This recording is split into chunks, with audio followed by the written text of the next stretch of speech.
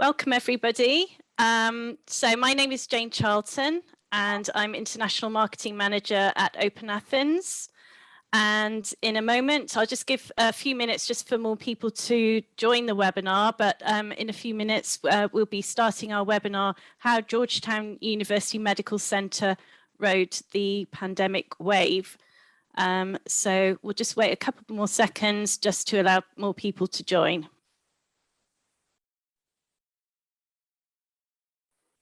Okay, I think we'll get started then. So welcome everyone to our webinar with TDNet and Georgetown University Medical Center. And our webinar topic is how Georgetown University Medical Center rode the pandemic wave.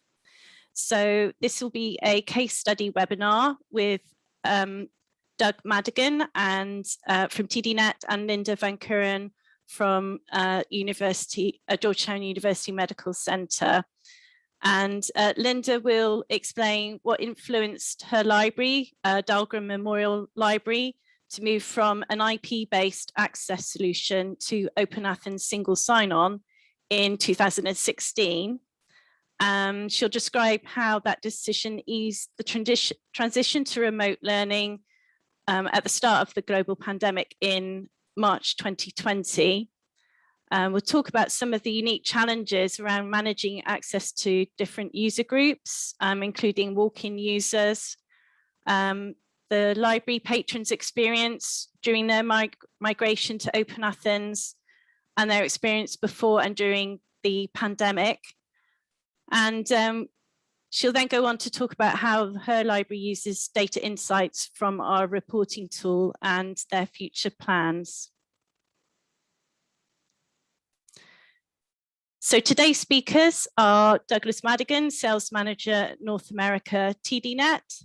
So Doug will be interviewing Linda, who is our key presenter for the day. Linda is Assistant Dean for Resources and Access Management at Georgetown University Medical Center. So without further ado, I shall now hand you over to Doug. Thanks, Jane. Thank you everyone for attending. We're very excited today to have a chance to talk with Linda Van Keuren from Georgetown University Medical Center and talk a little bit about how Georgetown rode the pandemic wave. My name is Doug Madigan. I am the sales manager for TDNet. I'm going to help out with the presentation today. I'm going to just start very, very briefly, tell you a little bit about TDNet and our role here, and then get into the interview. TDNet has been around since 2001. We work with libraries to provide great access to your library resources. We provide our flagship product called TDNet Discover, which, as you can tell by its name, includes a discovery search component, also includes a full customizable library portal, a link resolver, A to Z list functionality, and much, much more. One of the things, of course, you see on the screen here is an authentication option. We have been business partners with OpenAthens since 2007. We provide sales and service for OpenAthens to provide a kind of a complete solution for our customers in terms of being able to provide access to their e-resources, whether their users are on campus, on-site, off-site, regardless of where they are or what type of device they want to use. So, you know, we've had a long, really fruitful relationship with OpenAthens, and we're glad to participate with them on this webinar today. So that's pretty much all I'm going to say about TDNet Discover today. We're really here to talk about Linda's experiences. If any of you are interested in more information about TDNet Discover, please feel free to contact me directly. But I am going to jump into the interview with Linda now. And Linda, it's great to see you again. We've been working together for quite a long time now, and kind of certainly worked with you throughout the implementation of OpenAthens. But just to start off, tell us a little bit about Georgetown University Medical Center. Thanks, Doug. So Georgetown University Medical Center is located in Washington, D.C. here in the U.S. And we are approximately 6,500 FTE, and that's out of a total campus, a Georgetown University campus of about 6,000 FTE. Dahlgren Memorial Library, where I work, is the library for the medical center, and we have a staff of 15, and that includes a strong research and reference team. We have instructional technology support. We have hospital informationists, and then my team, which includes of access services and interlibrary loan acquisitions, and then resources support and management, including authentication. So as you said, we've worked with TDNet for many, many years to help us manage our library collections. And those collections are 99.9% electronic collections. So we have very little print materials. We have 6,000 ebooks, 6,000 journals, about 140 databases. We also provide non-traditional books and something other than the books and journals, which are iPads for clinical and academic use. We provide virtual reality support. We do text mining for clinical use. So we try to provide a range of services to our user groups. In addition to the collections, we provide products and services aimed at improving the user experience. So we have TDNet Discover, we use the TDNet Link Resolver, and we use it to list our journals. We have Lean Library, which is helpful for user access to content. And underlying all of these is OpenAthens, which we have as our authentication method. And each of these tools helps us reach our goal, which is to integrate the resources right at the user point of need. Fabulous.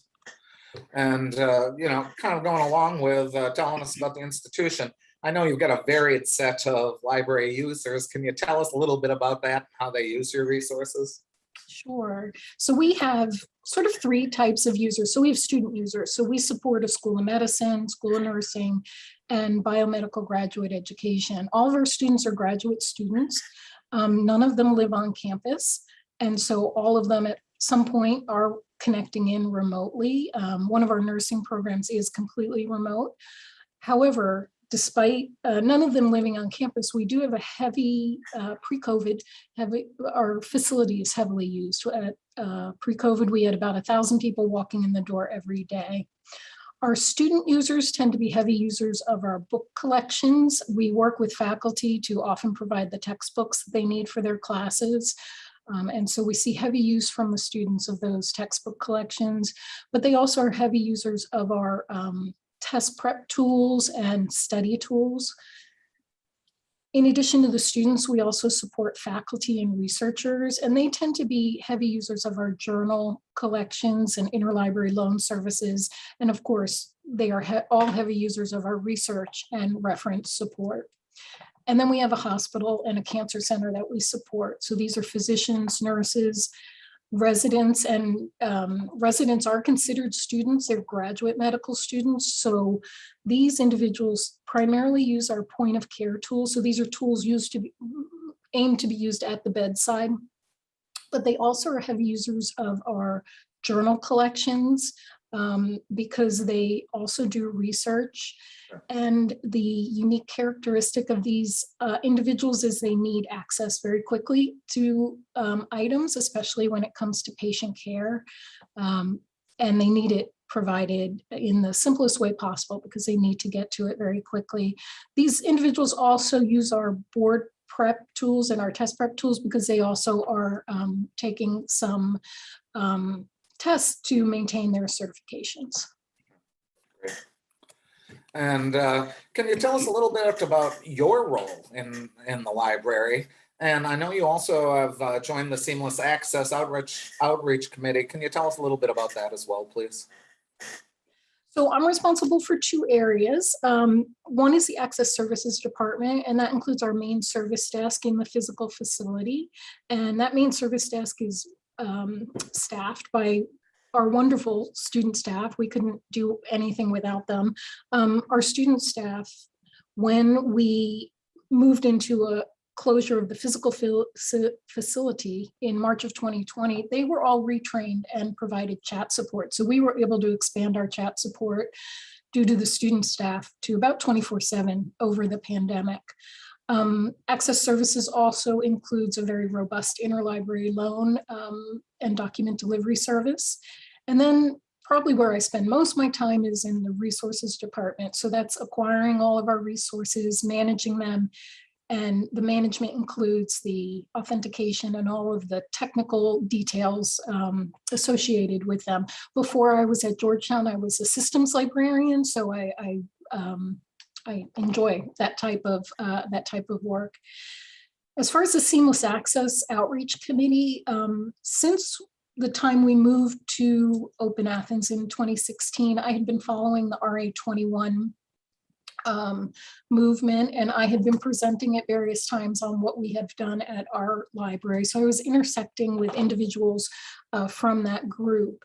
And RA21 turned into Seamless Access. And then in 2020, late 2020, I was invited to join the Outreach Committee. And for those of you on the call that aren't familiar with Seamless Access, it's a community dedicated to improving the user journey, particularly as it relates to logging on to resources. And so it's fostering a more streamlined online access to the scholarly research. And that primarily manifests itself these days with a button on publisher sites that says access through your institution.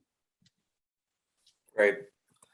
And, can you tell us a little bit about kind of how this all started with OpenAthens and what influenced your move to OpenAthens from IP authentication? Sure, right. So as you said, we had IP authentication prior to this, and this was a decision fully supported. We have a really forward-thinking library director, and we received approval from the Medical Center administration, and we had a number of reasons why we wanted to make this move. So one of them was security. So we wanted to protect access better to our, not only to library resources, but to the range of institutional services. So having open computers that were accessible, that could access our resources just based on the IP address, we felt was less secure. We wanted access tied to identity and not location. We wanted to strengthen our remote access services. We had remote access prior to this, but we felt the move to the single sign-on would strengthen that, especially for our hospital users that were continue to be in an environment where their technical infrastructure is not managed by the university, it's managed by the hospital. And so we felt this would strengthen that access, again, tying it to the user and not the IP address of the hospital, which could sometimes change. We really wanted to change our acquisitions model. So prior to this, we had been purchasing for the entire campus. So even very highly specialized clinical journals and ebooks were available to everyone on campus. And we wanted to, as better stewards of the funds that we were provided, we wanted to limit those clinical resources to the medical center community rather than the entire IP range of the campus, which cannot be separated out. And we also needed, for budget conversations, for service discussions, for collection management, we really needed demographic-based usage statistics. Having the total use by journal was great, but I really needed to know which type of user was using a specific journal or database or book. And all of those things we felt would be solved with moving to OpenAthens and single sign-on. Great. And, I remember this process when we were going through implementation, but maybe you can tell everybody else a little bit about who was all involved on your end, and particularly your IT team was really involved. How did you guys all work together to make this happen? Yeah, a lot of people were involved. It was definitely a team effort. You helped, TDNet tech support helped, OpenAthens helped. Adam Snook, who's on the call, he was very helpful. There were meetings between the library, OpenAthens, TDNet, and our tech support, our IT department, which is called UIS. And everyone really helped us with this move to OpenAthens. So our IT department are great partners with us. They were very much in favor of this move. They felt that IP authentication was less secure. And so they partnered with us every step of the way. Some of the things they did for us was they vetted OpenAthens to make sure that their practices fell within university security and data management policies, and it passed with flying colors. They helped us with the system integration. So OpenAthens connects via SAML to our network, our internal network system. So when our users log into their library resource, they're using the same credentials they use for everything else on campus. Our IT department worked with us to create a comprehensive list of users that would have access. So we needed to identify before we got started who would have access to the resources. And they helped us identify who those users are. They helped us add a specific attribute to those users' network account, kind of like a toggle that would say, yes, you can get into the DML resources or no. And then they set up a system so that would automatically be added to users. And when I say users, I don't mean specific users, I mean user types. So certain types of users would have access. And then they programmed a process by which we could anonymize any usage data, but add demographic information. So we're not following who specifically, again, is using something. It's more user types that are using something. And they continue to be a big help to us because they help us through any identity management issues or authentication issues or just any questions we have about the network. They continue to be a great partner to us. Wonderful. And tell us a little bit about the experience you've had in the migration process, and particularly managing different user groups and affiliations. You've talked a little bit about the ability to kind of, purchase your subscriptions based on, limited sets of users or what have you, how all of that has happened, work for you. Right. So, when we made a decision to migrate, we chose TDNet to partner with because we've had such a long and positive business relationship with you. And TDNet understands the needs of a medical center library, which can be a little different sometimes than other types of libraries. So we felt like we had a good foundation because we had you as a partner. It was very collaborative. So as I said, IT department, OpenAthens, TDNet, everyone helped us with the migration. I mentioned earlier, one of our goals was to identify medical center users. We had to do that first before we got started on anything because we needed to be able to identify them and then provide them with a unique attribute within their network account. And that list didn't exist. And so we spent a lot of time developing the list. Universities grow organically and departments may not be where we think they are. It's not as simple as just saying, just give me a list of all the medical center users, or it wasn't at that time. And I was lucky. I had someone helping me. It was the executive assistant at the library, and he was someone that really had an in-depth knowledge of the institution. And so because of his work, we really were able to create a comprehensive list of all medical center users. And that list, like I said, didn't exist before. It does now. And it's been used for other purposes within the university. So we were glad to be able to sort of give back to the university in that way by creating that list. So once we developed the list of medical center user, and again, it's user types, not specific users, we treated all those user groups the same. We have left the door open to possibly creating more granular user types and user type access within OpenAthens, but we haven't done that thus far. We had to consider when we created these user accounts, we had many licenses that allowed for walk-in use. And with TDNet's help and OpenAthens' help, we were able to create a situation where walk-in users could access our resources that allowed for it, but could not access our resources that didn't allow for it. So once we got all the user details worked out, we then slowly worked through our list of subscriptions. So we developed an internal protocol checklist for the migration, and that included such things as contacting the publisher or vendor, provisioning the resource within OpenAthens admin module, creating the URLs that we would then propagate out through our library finding tools. We have one librarian that is my testing expert, and she had her own protocols for testing on campus, off campus, various browsers, Mac, PC. So we would thoroughly test access. And then we finally would change over the library's public-facing tools. So the users were then authenticating through OpenAthens. And we had help. We had help from TDNet and OpenAthens when we ran into trouble setting up resources, or we couldn't find something in the catalog, maybe a small publisher that they hadn't worked with before, troubleshooting error messages, and things such as that. Great. Obviously, when you go through something like this, there are always a few bumps in the road. What sort of challenges did you encounter? Right. Yeah, good things take time, right?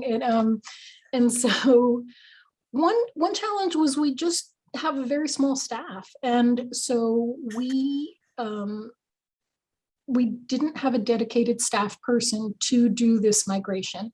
And so all of us were doing it in addition to our full-time jobs. And so that takes time. And we knew it would be a slow migration. We weren't trying to do it all at once. We were very methodically and slowly going through our list of resources. When you take on a big project, you don't know what you don't know. You just learn as you go along, despite all of the research that you might do beforehand. We benefited from the partnership of, again, our IT department, TDNet, OpenAthens, publishers. We didn't make any big mistakes, but the small mistakes we made, we certainly learned from. One of the challenges, if we were doing this in 2016, and at that time, OpenAthens wasn't as familiar to US publishers. And what we ended up doing sometimes with smaller publishers is we ended up educating them on what OpenAthens was and what federated authentication was. And, we didn't mind doing it. It added to the time it took to implement this, but we certainly didn't mind doing that. There are partners in providing information resources, and their understanding of this would benefit us and others. And so that added to the time. And there were some times when the vendor could not handle federated authentication. But in those instances, we set up the OpenAthens proxy access to the resource. So we had an alternative when we couldn't do federated authentication. During this time, OpenAthens was going through a big period of growth as well. And I feel like we've all improved and gotten better together. So for example, now it didn't exist in 2016, but now I have the OpenAthens webinars that I can send new staff members to so they can brush up and get quickly up to speed on OpenAthens sort of 101. Both TDNet and OpenAthens have a resource status page, which is really helpful. So we know if something is, and a resource is having some access problems, so we can manage our user expectations. I mentioned our users are very short on time. And so we really appreciate any tool we have that can help manage their expectations and help, when there is a problem, so they know and they're not getting frustrated. Some more recent challenges. The university belongs to two federations. There's In Common, which the university belongs to, and OpenAthens, which the library belongs to. And sometimes users will see both options when they go to log in, and we've worked around that. We handle it on a case-by-case basis.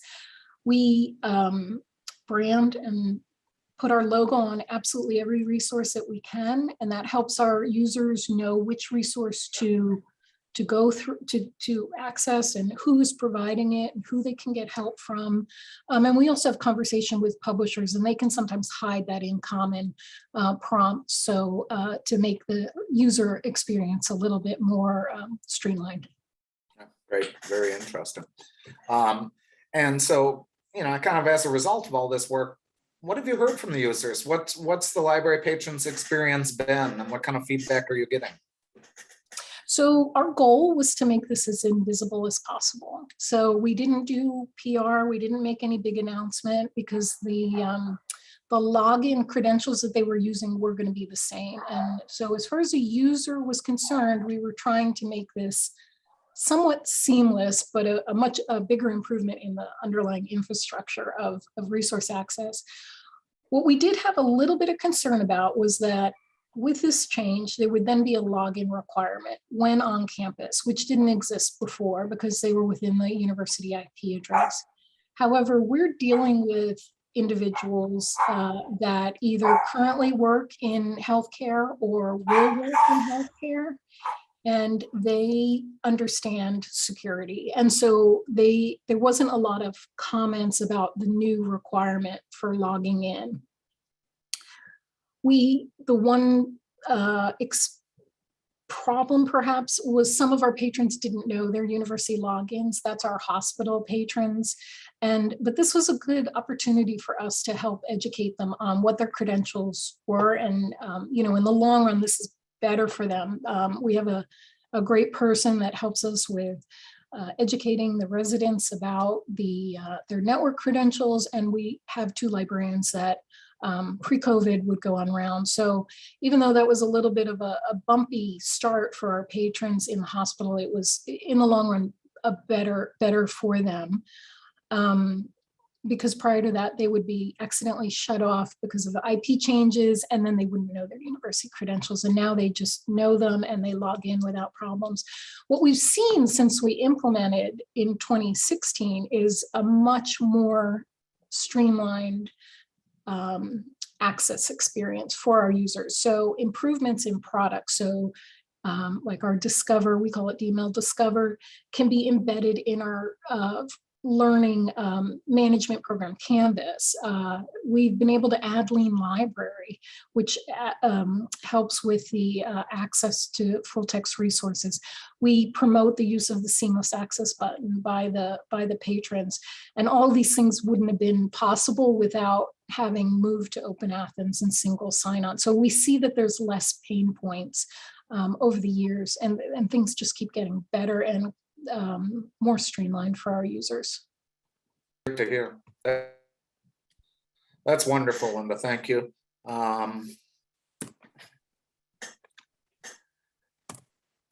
Tell me a little bit about how OpenAthens is addressing, earlier today you talked a little bit about one of the reasons that you did this was security and data privacy concerns, those sorts of things.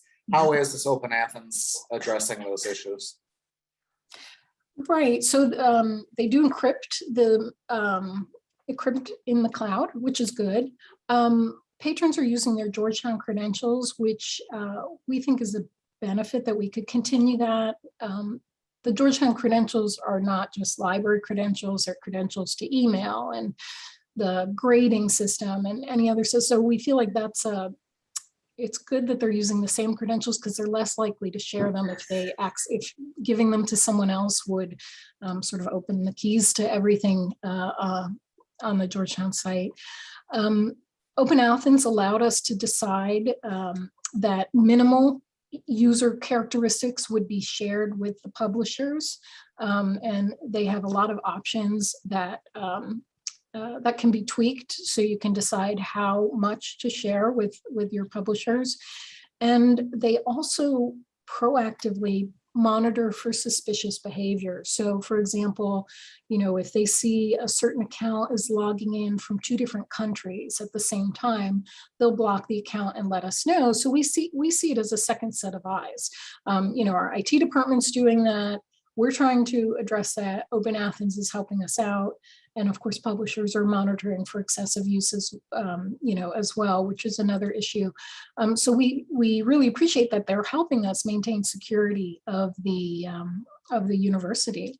And for anyone who is used IP-based authentication, they probably have run into a situation which we used to run into, where if someone was excessively downloading via the proxy, sometimes the proxy IP would be turned off, which meant no one from off campus could access. And so it was the whole IP address would be turned off rather than the single user. And so We don't have those situations anymore where the whole campus access is turned off because of a single user. It's just that single user getting turned off. Great, that is quite a benefit. I know that one of the things from the beginning when we started working on this, the reporting capabilities and what you're able to get in terms of usage statistics, analytics, those sorts of things were very important to you. Can you talk a little bit about that? Yeah, so we use the OpenAthens statistics a lot. It can be something as simple as just checking the top used resources this week, where we see like, oh, students must be in their anatomy labs because they're using the anatomy. So it's just sort of an awareness of what's going on with our patrons. And what we do with the data is we download, as I said, it's anonymized, and demographic information is added in a secondary process. And so we use that data for funding discussions, discovery of how our patrons use the resources. And I had a couple sample charts just to show folks some of the things we discover when we look at the data in this way. So this is an example of a journal platform, and I can divvy it up and see which sectors are using it. So I can see it's kind of evenly distributed between School of Medicine, School of Nursing, and biomedical research. And then another one might be divvying up usage by the residency. So each of these sections on the pie chart are a year of residency. So PGY1 is first year, second year, and so on. So we can see, we know residents do research and are writing papers and publishing, but we really know now that it's in their third year because we can see a dramatic use of this journal package in their third year. And this is just another example. This is a platform that has an awful lot of ebooks.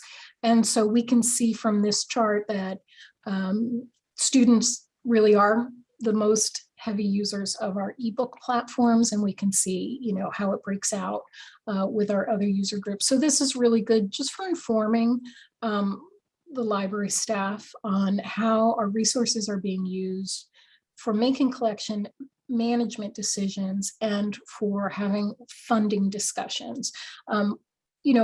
Prior to this, I would be in meetings and people would ask me, how are the students in my department using library resources? And I couldn't answer that before. I could only say, well, this journal is used 100 times.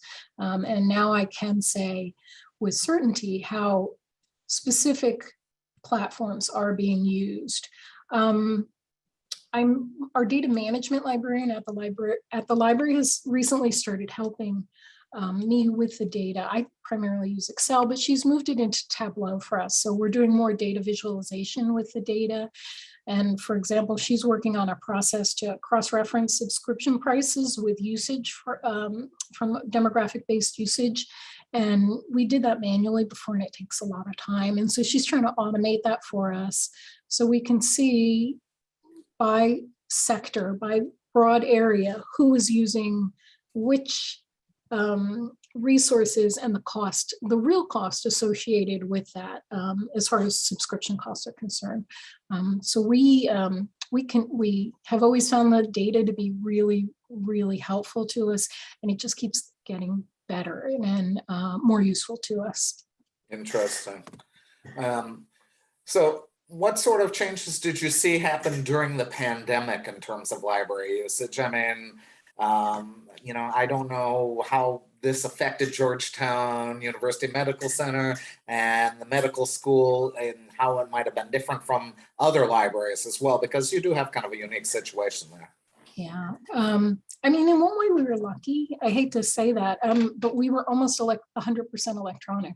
So we did not have to make arrangements for people to pick up print or physical materials. It was somewhat business as usual for the resources access when the library doors closed in March of 2020. As I said, we retrained our student staff so they could help us provide chat support.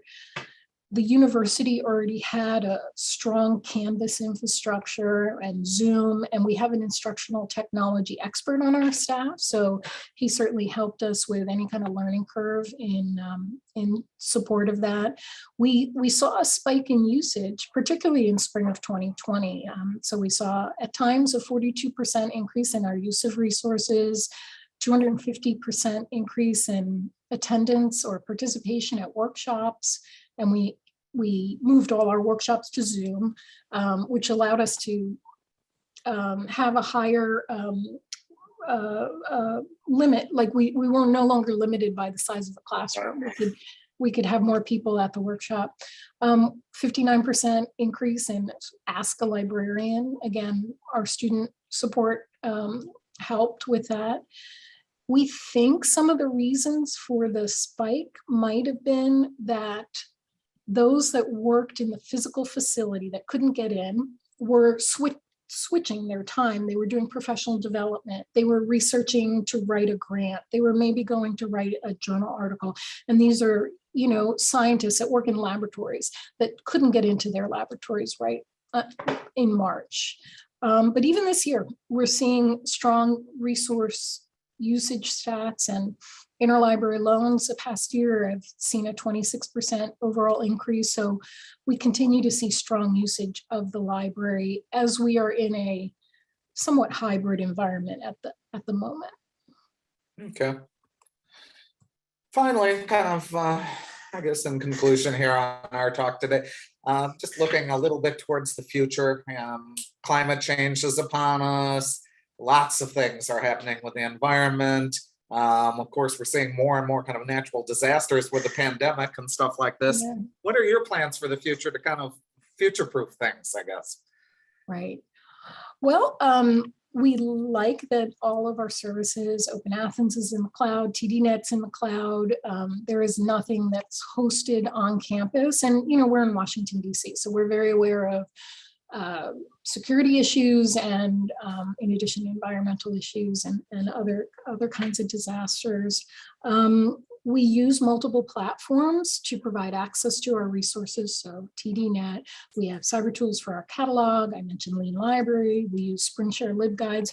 So we feel like if there was a disaster, that hopefully that one of these options would remain up so we could provide some kind of access to our users. COVID showed us that we could pretty quickly pivot to support our users remotely when they're remote and we're remote. All the staff have the equipment now that they need to work remotely. If there were a disaster, we would use interlibrary loan for short-term access to materials in the case of emergency. There's also a National Library of Medicine emergency access initiative, which would provide emergency access to content in the case of a disaster. And, we continue to just monitor for best practices in order to plan. It's something you need to continually address and update and be aware of. And then as far as the future, just the future for resource access and streamlining access for our patrons. We're working with some publishers. We really would like to cross-reference counter stats with OpenAthens stats, and hopefully we'll be able to do that at some point. We're keeping abreast of changing browser company responses to privacy issues, as I believe that might have some impact on access and authentication in the future, but it's a quickly, rapidly changing situation. So we're just trying to stay abreast of it. We continue to just learn from others, and things are always changing, and we can always learn from our colleagues. And we continue to look for tools to improve the user experience and integrate those library resources at the point of need for some from very busy users. Great. Well, thank you. This has certainly been fascinating. I think now we're kind of moving to the point of our presentation where we move on to questions and answers, I believe. So I'm going to stop sharing my screen and turn things back over to Jane. Jane, are you there?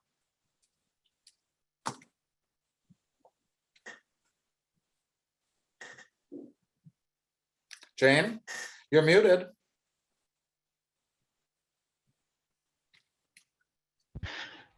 Okay, so Jane looks like either having IT issues or stepped away for a moment. We have had, hi everybody, I'm here. I don't have my webcam because I've got no webcam, so unlucky. We do have a couple of questions that have come in Q&A thing. So first one, just to clarify, in order to get the information in these charts, so that was the reporting charts, you first had to code all the users within OpenAthens. Is that correct? That's one way to do it. That's not the way we chose to do it. So we code them afterwards in a process that is handled in conjunction with our IT department. Cool. Okay, that's so I was going to elaborate on that if I may. So yeah, there were ultimately, I guess, two main options for OpenAthens. You can either create and manage OpenAthens accounts, which means you code the users in OpenAthens like upfront. Or what most organizations would do is, nowadays at least anyway, is liaise with IT, networking, whomever it is, and integrate with your existing single sign-on service or local directory. So that might be something like Ping Identity, Okta, Azure, ADFS, Google, the list goes on. And that helps build a true single sign-on model. And that particular model is, I guess you sort of refer to it as user provisioning. So you don't need to necessarily code the users in upfront. You just pass certain attributes that you, the organization, wants to pass to OpenAthens. And some of those attributes may indeed want to be reportable. So department, job role. I always use the arbitrary example of shoe size. I mean, if you want to report on it, as long as you send it to us, you can. So, Michelle, hopefully that answered your question. If you have any follow-ups, please just type it. You're welcome. Next question. Now that you have a clearer picture of your user groups and their activities with resources, have you renegotiated publisher contracts up or down in cost? Sure. So we are able now to limit access to only those in the medical center, where when we were using IP-based access, we had no way to limit. And so access, once turned on, was available to the entire campus, which I said is about 16,500 FTE. And the medical center is just a subset of that, 6,500. So now that we truly have a way to limit access, we do have those conversations with publishers talking about, these are the relevant users of this product, and how that might impact the subscription cost. All librarians within acquisitions know that FTE is one factor within subscription costs. There can be other factors that publishers take into account, but we certainly have shared that with our publishers and had more conversations about that.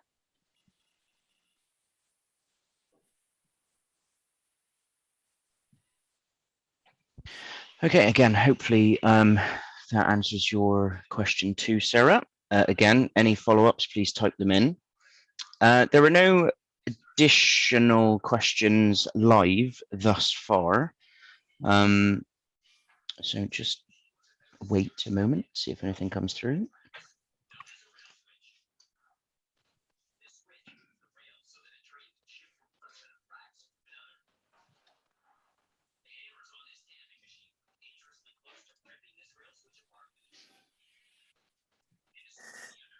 Okay, so thus far, I mean, it would appear there were no at least burning questions for people. Thanks for those two very good questions that you sent through. Unless Doug or Linda have anything else to add, I think we could probably call this to a close. So if anyone does have any further questions, follow-up questions, anything after, then please do send those through to either Doug or Linda. Obviously, still get in contact with us as well. Sure. Yeah, There I is. just wanted to add, Adam, that if anybody has any questions about OpenAthens or certainly about any of the TDNet products, they should feel free to reach out to me directly. Again, my name's Doug Madigan. You can reach me at douglas.madigan@tdnet.com, and I can hopefully answer any of your questions about OpenAthens or TDNet Discover. I know that Jane had planned to put up something about who to contact, so I'm just throwing that up there for now so that people have a place to contact if they have any questions. And I'm happy to answer any questions if anyone has any questions about the Georgetown specific instance. And my email is LAV as in Victor 30@georgetown.edu, and I'm happy to answer any questions. So the good thing is, yes, Jane is clearly having some audio issues, but she has reached out to me separately. So I've now got slides, which I'm attempting to share on my screen. And also there are some additional questions. So whilst I'm figuring out the screen sharing, do you have a rough idea the cost of implementing OpenAthens for your library? So whether that includes the subscription or like the IT investment, the time investment, I'm not sure, but. I think it's so unique for every institution. So I don't have one that I could provide. I think that probably would be a conversation to have with, for example, TDNet or OpenAthens. There is a cost. There's the cost to have OpenAthens, and then there is a cost in staff time, and as you said, IT time. So there is both a staff cost and an, just the actually having the product, but I don't have a rough cost that I could provide. That's a really well answered way of doing it, Linda, actually. Yeah, because every organization is different. So depending on the like even the number of subscriptions would massively vary the onboarding effort. As if, say, you only subscribe to like 5 applications, vendors, service providers, whatever you refer to them as, then it would be relatively quick. Whereas if you subscribe to 1,000 different vendor platforms, then reaching out and contacting them would obviously vary. And indeed the complexity of local directories, say, because we work with a lot of organizations that have one single sign-on system that everyone uses for network logins and blah, blah, blah. But there are some that have different directories for staff, another directory for student, and indeed another directory for alumni or other types of user. So depending on the complexity, but a lot of that is kind of factored in during or we try to factor all of those in during the initial discussions, I would say.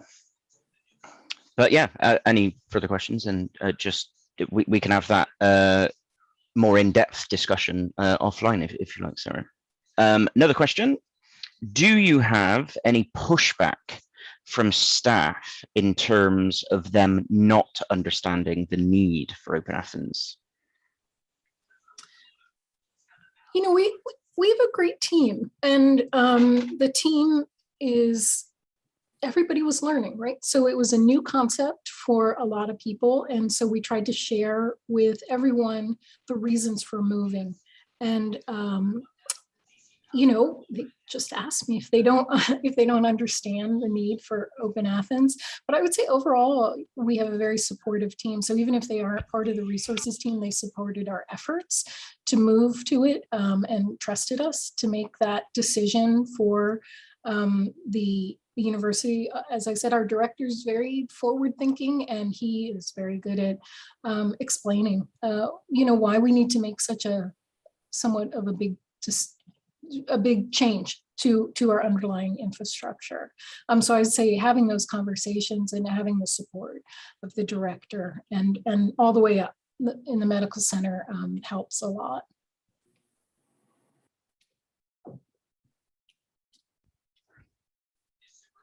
Thank you very much. And the final question, which I was in the process of typing, but I'll proceed. So is it possible to get the transcript for the webinar?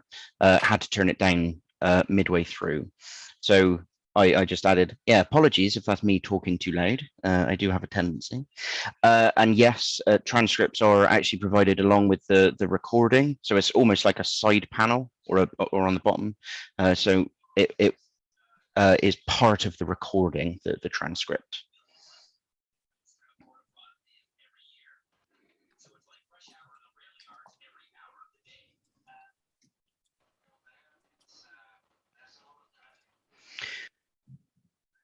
And that is all of the thanks, Christina. That is all of the questions. So one, many thanks to both Doug and Linda for your time. Thanks to the whole of the audience for all of your time and the great questions. Anything else, as we've said, reach out after the webinar. Fabulous. Thank you all very much. It was our pleasure doing this. Yeah, thank you.